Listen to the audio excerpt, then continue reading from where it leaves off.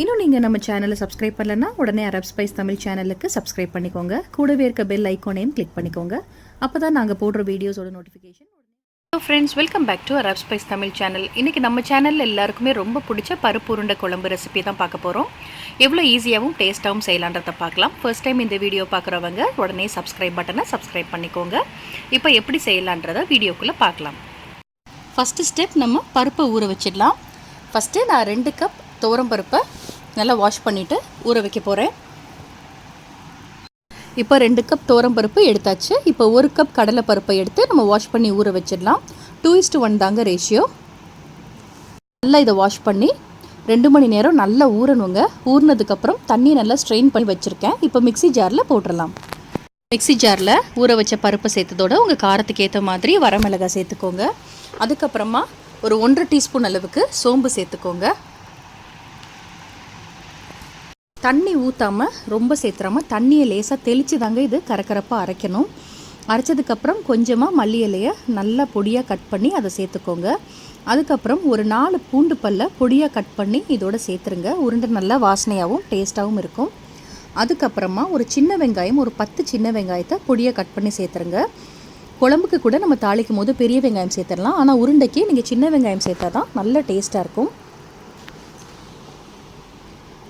அதுக்கப்புறம் ஒரு கை அளவு, ஒரு கைப்பிடி அளவு தேங்காய், திருவண்ண தேங்காவை இதோட சேர்த்துடலாம்.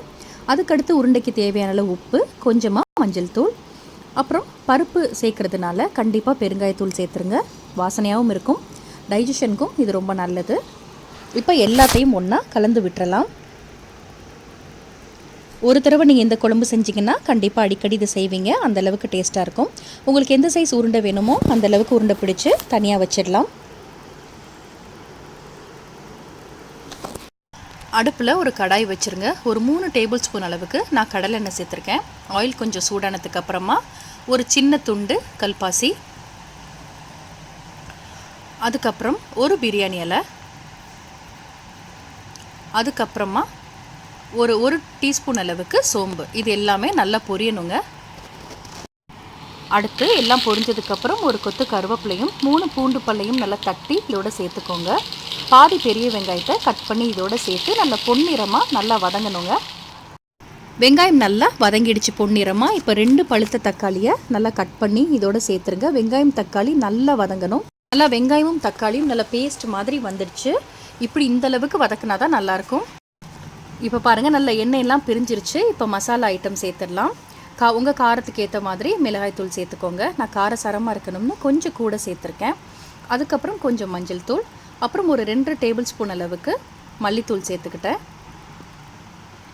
அடுத்ததாக இப்போ பெரிய லெமன் சைஸ் அளவு புளியை நான் நல்லா ஊற வச்சுருந்தேன். அந்த தண்ணியும் இதோட சேர்த்துக்கிட்டேன். இப்போ எல்லாத்தையும் நல்லா கலந்து விட்டுருங்க. உங்களுக்கு இன்னும் கொஞ்சம் திக்னஸ் வேணும்னா நம்ம உருட்டின ஒரு உருண்டை எடுத்து இதில் நல்லா கலந்து விட்டுருங்க. நல்லா திக்காக இருக்கும். இப்போ கொஞ்சம் குழம்புக்கு உப்பு சேர்த்துருங்க. இப்போது நம்ம புளித்தண்ணி ஊற்றி ஒரு 15 நிமிஷம் சிம்மில் கொதிக்கணுங்க. நல்லா மசாலாவோட பச்சை வாசனை போயிடுச்சு. இப்போ நம்ம உருட்டி வச்ச உருண்டையை இதோட சேர்த்துக்கலாம். சில பேர் ஸ்டீமில் வேக வச்சு கூட நம்ம இந்த உருண்டையை சேர்த்துக்குவாங்க. அப்படி போட்டால் உருண்டை கல் மாதிரி இருக்கும். டேரெக்டாக சேர்த்தா தான் நல்லா சாஃப்டாக இருக்கும். உருண்டையெல்லாம் நல்லா வெந்து பாருங்கள் மேலே வந்துடுச்சு. குழம்பு நல்லா திக்காயிடுச்சு. ஆயில் கொஞ்சம் பிரிய ஆரம்பிச்சிருச்சு பாருங்கள். குழம்பு இன்னும் கொஞ்சம் திக்னஸ் வேணும்னா கொஞ்சமாக தேங்காய் கூட அரைச்சி இதோட நீங்கள் சேர்த்துக்கலாம். நல்லா கொதிச்சிருச்சு. இப்போ மல்லி இலை தூவிட்டு நம்ம கேஸ் ஆஃப் பண்ணிடலாம். எல்லாருக்குமே ரொம்ப பிடிச்ச ரெசிபி பருப்பு உருண்டை குழம்பு எவ்வளோ ஈஸியாக செய்யலான்றதை பார்த்தோம். உங்களுக்கு இந்த வீடியோ பிடிச்சிருந்தா லைக் பண்ணுங்கள், ஷேர் பண்ணுங்கள், மறக்காமல் சப்ஸ்கிரைப் பண்ணுங்கள். தேங்க்யூ.